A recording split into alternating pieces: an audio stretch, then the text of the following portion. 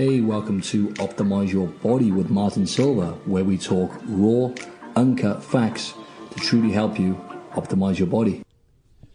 So I have a great guest here today, Anthony Minichiello, ex-professional rugby league player for the Roosters here in Sydney. And how you doing today, mate? I'm good, yeah. Thanks for inviting me in on your podcast, mate. I'm heavily into my health and fitness, so it should be a good day. Good. Appreciate you coming down, mate, 'cause I know how busy you are, so thanks very much for that. And so how's things going with the Minifit? Because I know you coach the kids and stuff now. So how's that going? Yeah, it's going well. So I retired, almost 4 years ago now, and I had Minifit sort of set up towards the end of my career. I always loved working with sort of kids when I was playing footy and stuff, and when we did the coaching clinics and the holiday clinics, they were always fun times. So I decided to create my own sort of company called Minifit, and that was directed to primary school age children. And I sort of started it with the idea of getting into the schools, because some schools or most schools now don't have PE teachers. They outsource their physical activity. So I did that and birthday parties and then some holiday clinics as well. But now being retired and doing a partnership with Leagues Clubs Australia, I've just directed it towards just holiday clinics. So I take Minifit out to all the Leagues Clubs, generally sort of out west where they all are. And it was a really busy time, last school holidays actually. We had one every day, so Monday to Friday, every day, a different clinic, and then the weekend off, and then again one every day, Monday to Friday again for the second week. So it was a big 2 weeks, but good fun. Awesome. So I'll just jump to this question then whilst we're on the topic of Minifit, mate.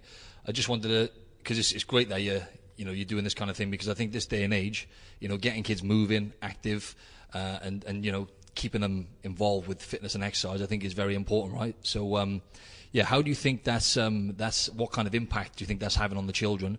Because as I say, with technology and stuff, trying to get them away from their tablets and smartphones and stuff nowadays, I think it's just great that, you're doing something like this. Yeah, it's pretty important. I think, from when I grew up on 5 acres actually, so I was always outdoors, riding bikes, motorbikes, running around, so keeping a very active lifestyle. Played a lot of different sports, but this day and age, there's probably there's two things that are probably detrimental to our kids, and one of those is technology, which you just mentioned, and the tablets and the iPhones and all that type of stuff, trying to get them off that to re-engage with other kids and get out and be active and play different sports and just run around in the backyard, I suppose. And then the other thing is, nutrition, and, you look around and, there's the refined carbohydrates and sugars that are so easily accessible these days, can have a bad effect on the way they grow up and the way they I suppose their long-term health, and that's pretty important. So, at Minifit we talk about getting active and having fun, and obviously it's heavily rugby league based as well, but we do fitness and all that type of stuff as well. But then we talk about eating whole fresh food and eating your good quality protein and your fruit and vegetables, and trying to cut out all the processed stuff and soft drinks and all that. So it's a pretty good program, and we've reached a huge number of kids. In the last school holidays, almost 200 kids every day. So you're getting up in the thousands there. So Hopefully we're making a difference. That's awesome, man. Yeah, actually, I found out about you through Saula Campbell, Saula Chamberlain.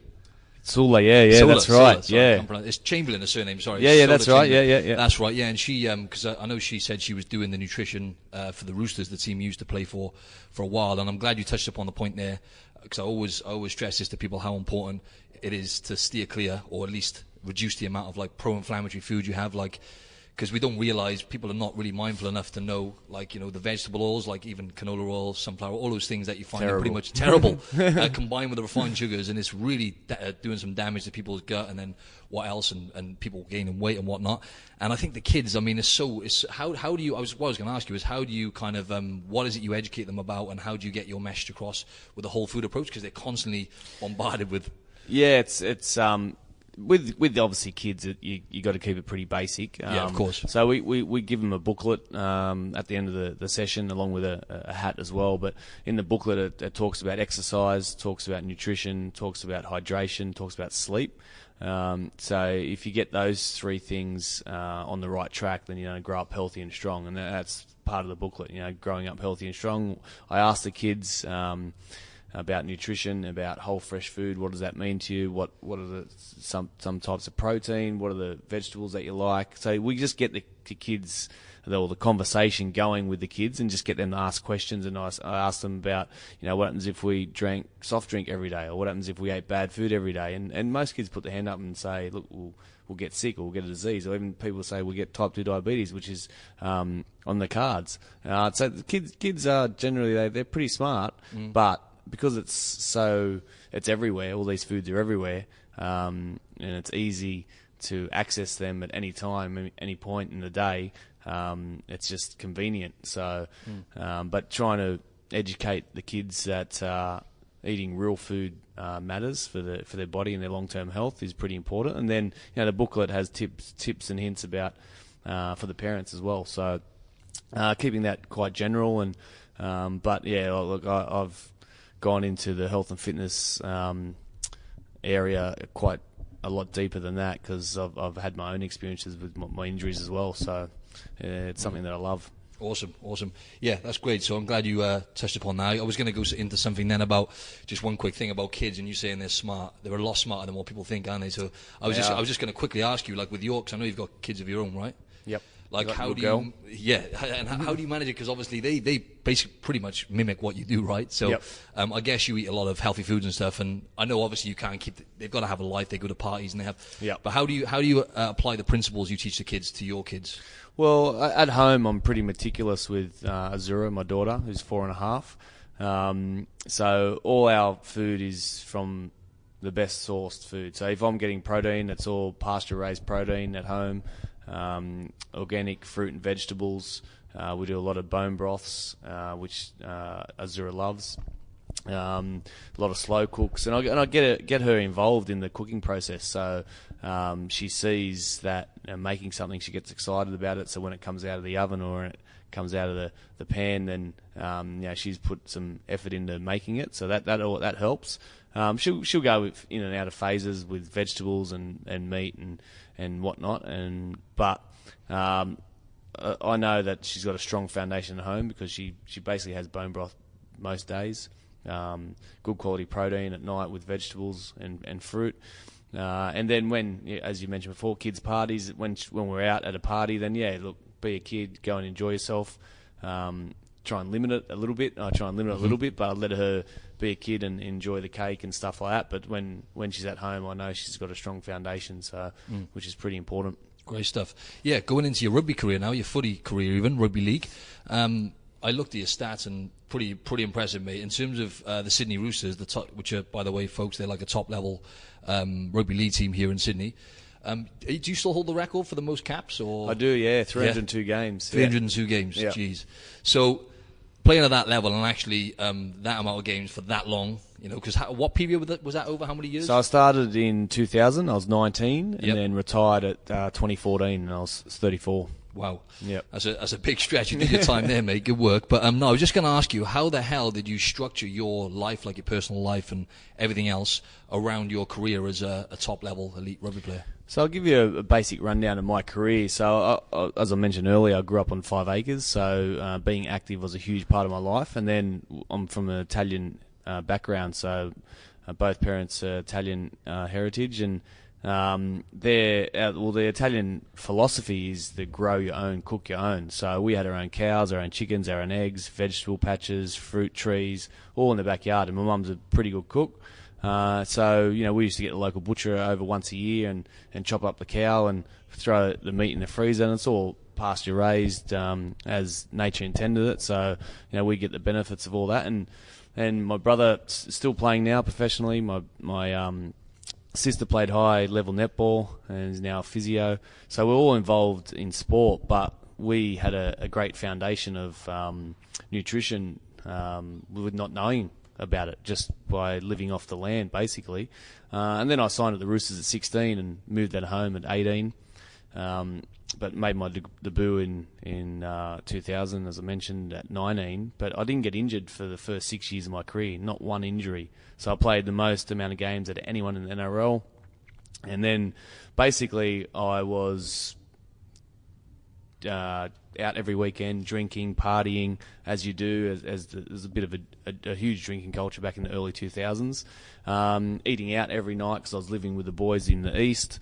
So things started to deteriorate quite slowly, but not through injuries. It was through a back injury. So obviously my disc started to dry up and get degenerative a little bit, and I was still playing good football, and people will say you've got to look after your back. You've got 2 bulging discs down in your lumbar spine.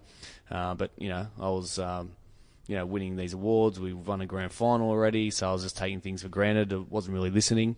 And then the pre-season of 2006, just in a normal training drill, just got checked and had this massive nerve pain down my left leg. So my disc had ruptured. So I had to go in and get an operation. Laminectomy on my lumbar spine. Took the rest of the year off, and then the following year I come back in 2007, and the disc above does the same thing. So I go back in, get that operated on, take the rest of the year off. 2008 rolls around, I play the first 10 games, and then I get a pretty significant disc bulge in my neck, 1 millimetre away from my spinal cord. I rehab that, and I play at the end of the year. But at the time, I'm thinking, what the hell's going on with my spine? I'm seeing surgeons, seeing everyone to try and find out what I could do to come back and play some good footy. And basically, they were telling me at the time that all my discs were dehydrated. You shouldn't play on, really. You should give up this career and find something else that's non-contact, you know what I mean? Yeah. And then I found a guy that was that believed in me and said, you can improve, you can get better if you're willing to put in the hard work and time and change a few lifestyle aspects. So I was pretty invested in that straight away, and I started working with him quite heavily. And the following year, 2009 season rolls around, and I do all my ligaments in my ankle and fracture my fibula under my knee. So I'm out again for 4 years running. And I was coming off contract at the time, and I went back to Aaron McKenzie and I went, mate, I'm injured again. He goes, you know what? This is actually going to be good for you. You can take your time to build a stronger foundation through your spine without having to play week-to-week contact and try and get up for every game.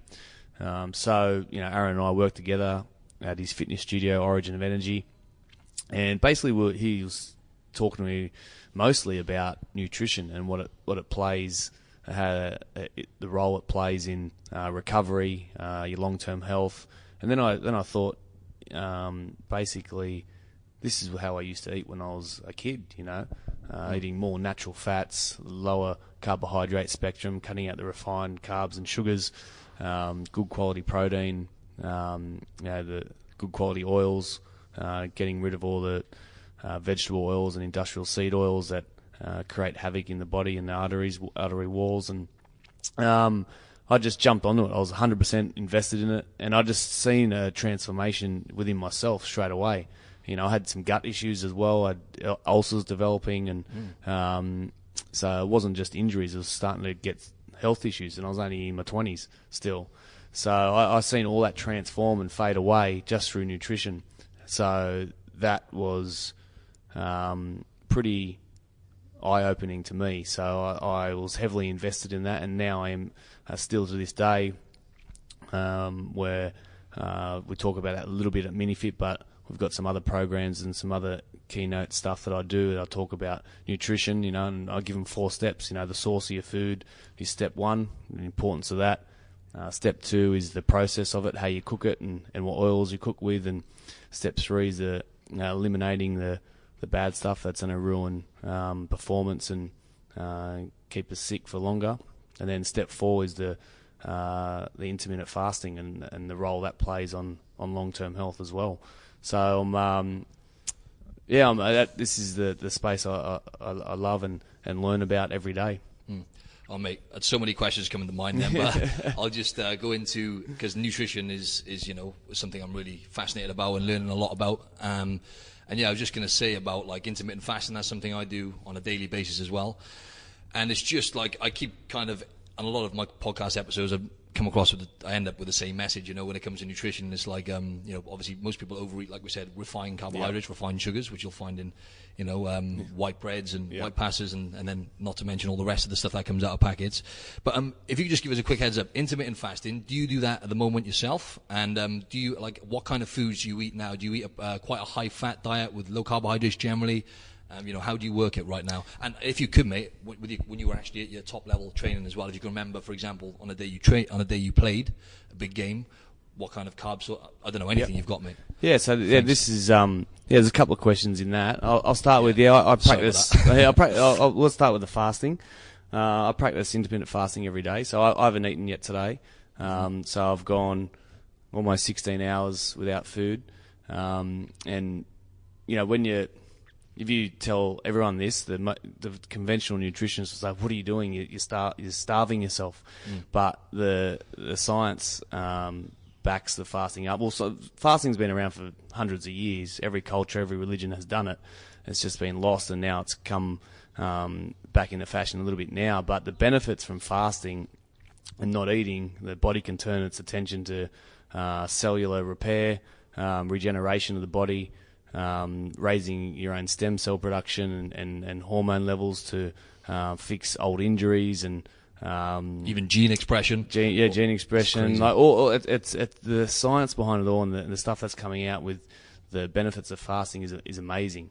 The body goes for more than 14 to 16 hours or more in a fast, and the body will induce autophagy. That's cellular cleansing or self-eating. So you've got hyperactive white blood cells, maybe that gets eaten up by autophagy. And I've had experience myself with a piece of disc breaking off in my lower back 2 years ago, and I got it MRI'd, and my club doctor said, "Look, you need that taken out. It's a 1 centimetre diameter piece." And I said, "Well, I'm going to try and let the body break it down naturally itself." And he goes, "Well, good luck with that. We'll see how it goes." Anyway, I gave it a year, and I MRI'd again. I was heavily into the fasting thing then, and I got an MRI'd again, and that 1 centimetre piece had disappeared. So the body had broke it down and metabolised it through fasting. So it's incredible, absolutely. It's unbelievable, yeah. And like the benefits from just staying mentally sharp and mentally focused is incredible. The longer I go in a fast, I feel much more focus and more energy the longer I go. And look, I love food too, so it's not. You're Italian, you've got 100%. So when I eat, I eat a good. I eat well. Intermittent feasting, I call it. Yeah, it's like big meals, man. The feast sort of fast thing is perfect. When I feast, I eat. You know what I mean? And when I fast, I fast because I know the benefits that it's going to give me. And when you do feast, sorry to interrupt, mate. It's whole foods. Like a lot of people think is, I like to mention to a lot of people about intermittent fasting because I do it all the time. But in terms of actually building a healthy relationship with food and eating the right foods, obviously that's number one. So when you do break your fast, obviously, for example, today, I don't know, what would you have? Like lots of vegetables.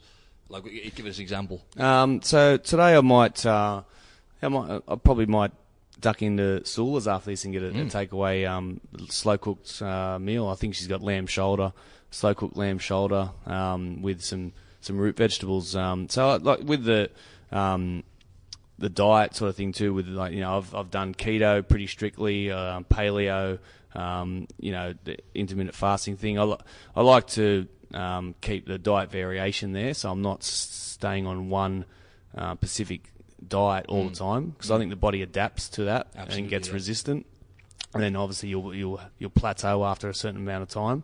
All the research in the podcast that I've listened to is diet variation is pretty important. From say if you're a vegetarian to the keto to paleo to just normal. So I think variation is key as well. But for me, I love I love slow cooked meals, like cooking things overnight in my slow cooker, like a lamb shoulder or lamb shank or the ossibuk or the shin of the animal, like all the connective tissue muscles of the animals, which offers much more nutrition for us to benefit from, instead of, and that's, the talks that I do as well, people say, buying organic grass-fed meat, so much more expensive. But I say, well, you got to get to know your local butcher or local farmer, because you buy the cheaper cuts. You don't buy the T-bone or the eye fillet and all that type of stuff. They're the ones that are charged through the roof. Buy the lamb shank or the lamb riblet. So they're much cheaper, they're much tougher cut. But when you cook them long and slow, they offer us more nutrition anyway. And when you're eating a more natural fat, whole food diet, you don't need to eat every 2 hours because you're not hungry. Your blood sugar's stable. So basically, in the long run, you're spending less anyway. And if you practice intermittent fasting as well, it's even more of a saving. So yeah, exactly. It's interesting when you sink your teeth into this stuff. Absolutely, yeah. And just all the different benefits, as you said then.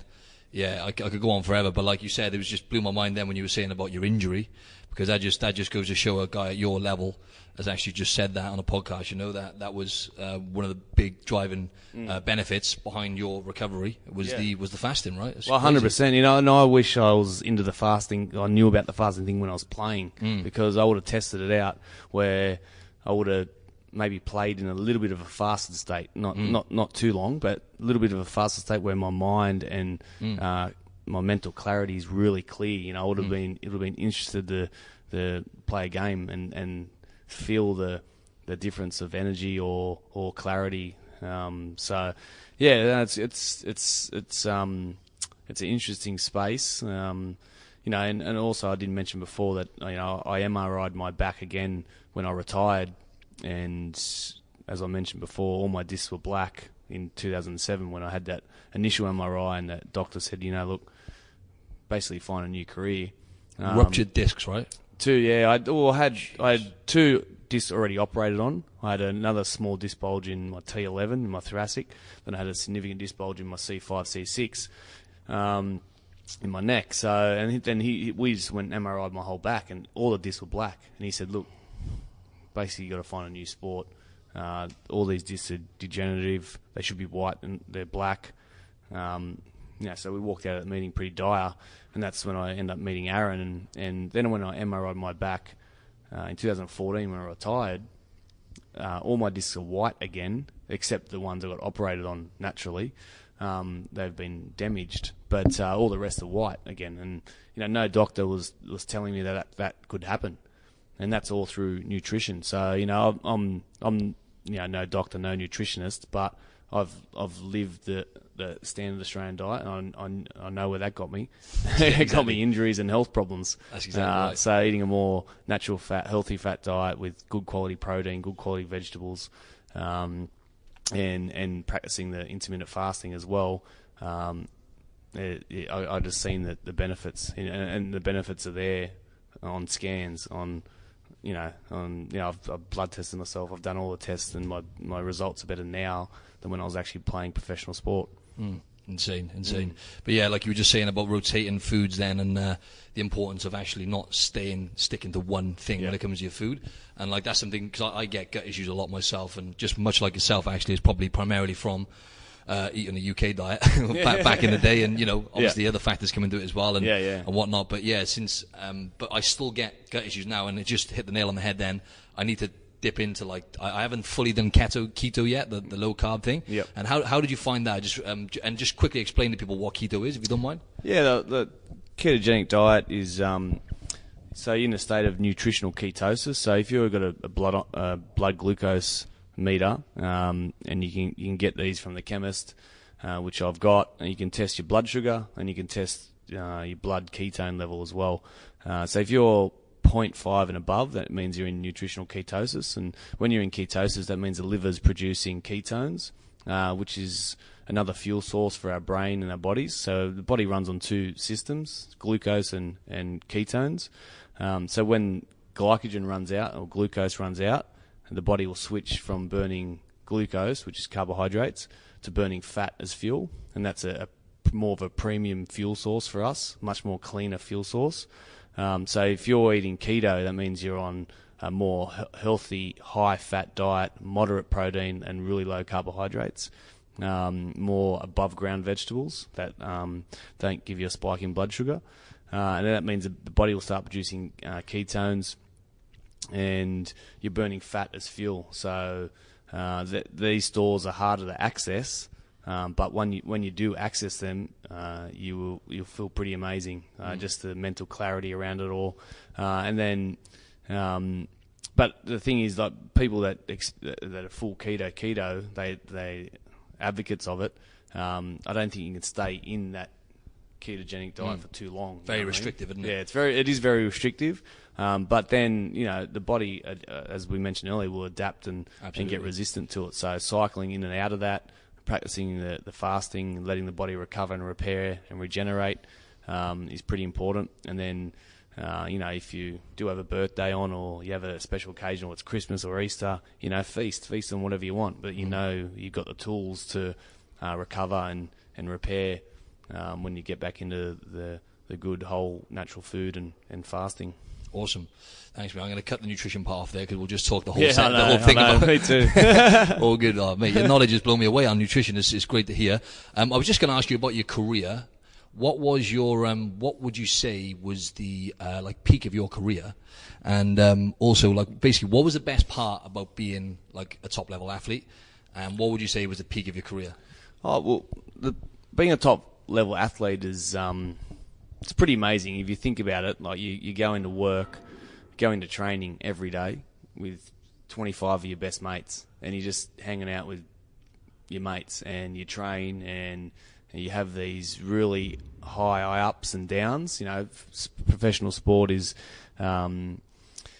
you have the adrenaline rushes that you get, and big games that you do win is something special. And it's hard to describe when you're walking down a tunnel and it's a big grand final. You're walking out to 80,000 fans, or you're playing an Origin game, or for Australia. And that feeling as you just before you walk out, you got butterflies, you have the excitement and the fear as well. All that is just mixed in. And then when you do actually win a grand final, win certain big games, the highs are pretty unmatched in life, and you do that with 17 other blokes, so you're always connected with them for the rest of your life. So that's the benefits of sport and what it gives the players and gives the fans as well. Fans love to see their team win. And then, look, I've had plenty of highlights. So the first 5 years of my career, 6 years of my career when I didn't get injured, I was winning some great awards, the Golden Boot Award and all that type of stuff, and Wally Lewis Medal. But the 2002 Premiership was definitely a highlight. But then going and having those down periods where I was injured for 4 years, looking back at it now, that was I could say that was a highlight because I got educated about things. And I wouldn't be sitting here speaking to you if I didn't get injured that day. I 100% believe that. And then coming through that, and the first full season since I was injured at 26, but the first full season I played was when I was 30 again. And I played the next 5 years without any injury. And I got the captain of my club and win the premiership in 2013 with my wife beside me, and she was pregnant at the time too. So 2013 was probably the highlight year of my career. And that was towards the end of my career. And it's interesting you say that, because I bet at the time when you were injured, and I bet it was really frustrating because obviously you've gone from that Golden Boot Award, by the way, that's essentially International Player of the Year. Yeah. Wow. So, they give it out once a year, and it's for the best player in the world in all competitions. So, that was a huge honour at the time. Then the following year, that's when the injuries hit, So, but looking back at it, it was a huge learning curve that needed to happen. Yeah, definitely. And what was the another one about your career? What would you say was the what challenges did you face and setbacks and stuff? And it must be a bit of a roller coaster when you reach the top, right? So you've got to the top of the mountain, and you're at your peak. What were the biggest challenges you faced then in terms of the psychological side of it, and keeping yourself mentally well enough to keep performing at that level? Yeah, the challenges you face when you're sort of at the top of your game. So I was at the top of my game in 2003, 2004, 2005. I was young. I was 23. 24, 25. So keeping grounded, I suppose, and not taking things for granted. You know, like at the time I was living in a house at Bondi with 4 other guys, and you know we were partying heaps, and you know it was great times. So you know, I wouldn't change it because it's led me to where I am today.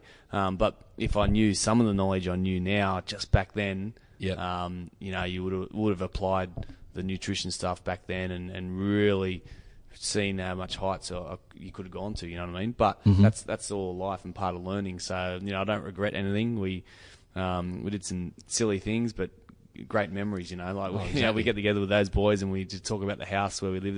We called it the House of Grouse, and good times. It was good times, but. Yeah, good fun. Yeah, you need that. You need that phase. Then especially. Yeah, you need it. Yeah, definitely. Yeah, and I was just going to say then, because obviously the good times and the party and all that kind of stuff, and enjoying yourself. You must have had to keep. On another note, you must have had to keep like a good like support network of people around you. And would you say like the lads you live with, then the 3 other lads you said, right? And so your support network and the people around you. That obviously must be essential to keep you where you were. Yeah, it's definitely essential to surround yourself with good people, positive people that are going to help you along the way.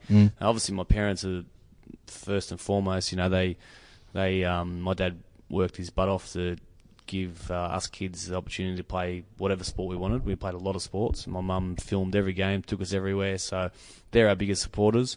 And then when we were playing first year at the Roosters, and you know, we had a great gang, you know, like we had Brett Finch, we had Michael Crocker, Luke Ricketson, Brad Fittler, all these guys that are we're all best mates now still. These guys were just positive about everything. You know, we would come to training and sometimes you'd be a little bit hungover from Sunday night, and mate, it would be fitness, but we will be leading the way, and no one will be whinging, no one will be complaining about what we had on that day. We just took care of it, you know. And that was the culture in the team at the time, and those guys are all still my best mates now. That's amazing. It goes to show in there, because you build that unit of people, and obviously, like you said, you didn't say this, but you literally go into war, right? So like, man, you watch it on the TV, and like, you know, it's funny because people are like, oh, why do you do this? Why do you do that? And I just look, and I'm just like, you know, I'm in awe just to get at that level alone, let alone to, you know, to maintain it for the amount of time you did. So you literally go into war with these people, right? So I bet like that's another thing which... Yeah, well, that's the thing. That's, you know, the camaraderie and you know, it's hard to explain when you go into a big game because you don't know what's going to happen. You know, someone might try and take your head off. There might be a fight. There might be someone rush down the line to try and bash you, or you might drop a high ball. You might or you might score. Or you might do a big tackle or score the winning try. So you don't know what's going to happen. So that unpredictability is just around in the change room before, but the way you sort of make everyone comfortable is you connect with your teammates, you reiterate the game plan and all that type of stuff, and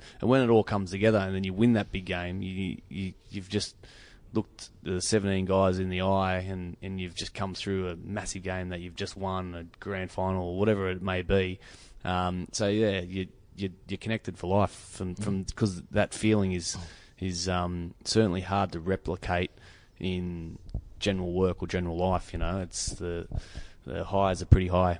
Absolutely, and glad you finished off with that, because the next question was, how did you manage to, you know, do the transition from being, how was the transition from, you know, being an elite rugby player to, you know, running a business and going back, if you like, in a sense, to like a normal life, and then, you know, building your business from scratch? How did you find that transition in general, not just business, just personal, everything? Look, I think most athletes find it really hard because of the heights that I just mentioned and what you go through as a team and as a unit and all that type of stuff.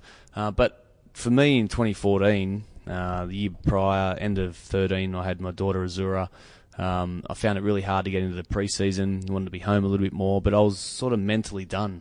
The year before, I still was gun-ho and I played 14, and I knew at the start of the year that shit, this could be my last year, you know, because I was mentally fatigued, I was mentally done and starting to check out. And when that happens, I think in any professional sport, you can't be at your top of your game. So, you know, I focused really hard on 14 to finish the year off strong, and I did that, and I just knew, you know, that this was the time.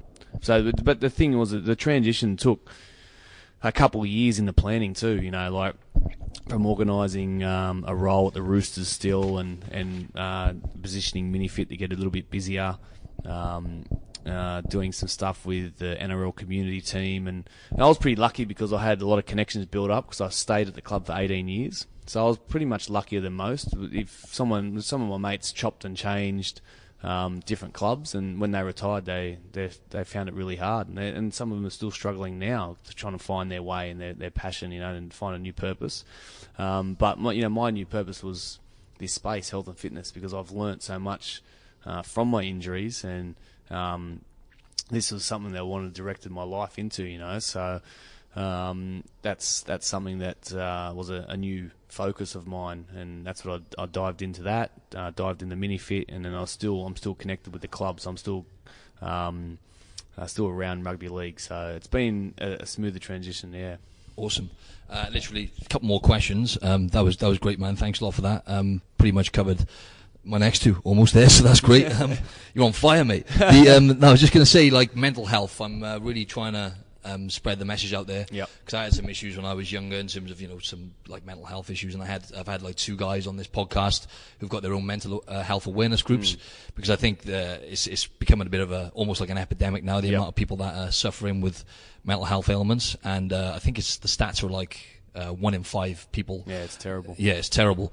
So, how is it? How do you like? Is anything tools you have in place in terms of like managing your own mental health, and like, do you see? Are you actually seeing this as an issue yourself? Are you noticing that, you know, obviously the deterioration of certain people and whatnot with their mind? Or that's a huge issue. Yeah. There's no doubt about it.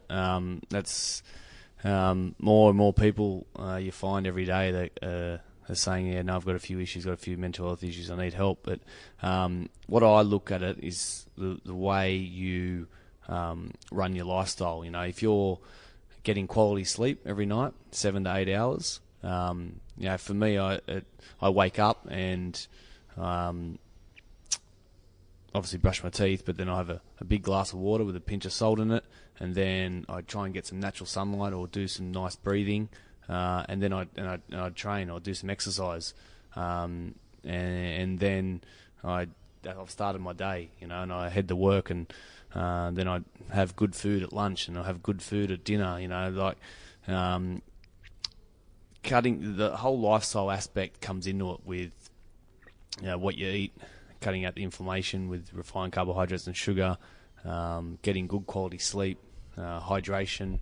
You know, getting natural sunlight instead of all the blue light and technology light that we get, all the fake light.